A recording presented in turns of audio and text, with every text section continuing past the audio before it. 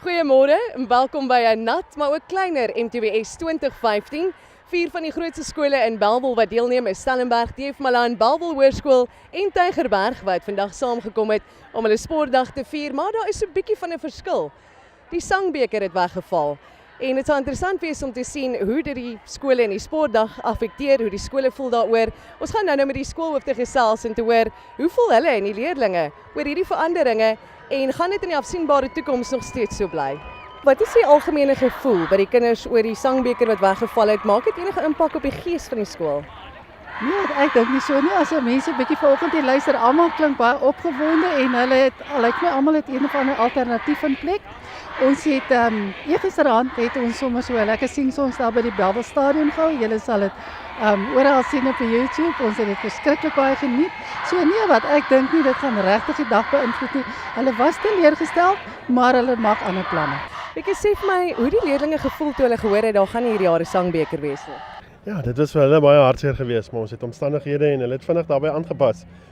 Dit is trots om te kan sê hulle het ingekoop op die nuwe vlak wat ons dit aanbied en ja, kyk net agter my. Mense kan net trots wees vir die kinders wat hier so is. So dit affekteer glad nie die gees van die skool nie.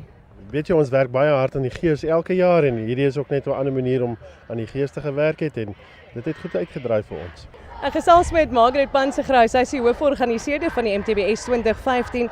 Margaret, sê vir my, waarom is die reëling getref om dit hierdie jaar by 'n ander sportgronde te hou? Eerste instansie, die velodrome se baan is geweldig swak.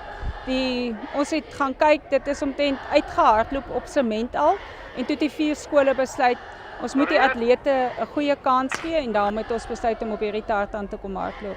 En wat was die algemene gevoel dat hulle die sangbeker moes uithaal?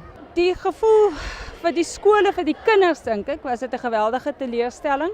Die skoolhoofde het gevoel dit is miskien 'n goeie tyd om 'n slag 'n verandering te maak, dat atletiek meer aandag kry en die sang wat nie alles oorheers het. So ek dink by die ouers en by die kinders is dit geweldig, maar by die skool wen ons geweldig baie akademiese tyd. En gaan hierdie die reëling wees vorentoe in die afsienbare toekoms of wat beplan julle vir volgende jaar? Ek dink as Groenpunt oop is en ons weet nog nie daai dele nie, sal ons heel waarskynlik dan word dit die atletiek hub van die WP hoërskole. Dan gaan alle WP hoërskole Groenpunt toe skuif. Baie dankie Margaret, dit was Margaret Pansegrou. Sy is die hooforganiseerder van MTBS 2015. Hierdie jaar 'n kleiner, stiller MTBS vir die sangbeker wat weggeval het.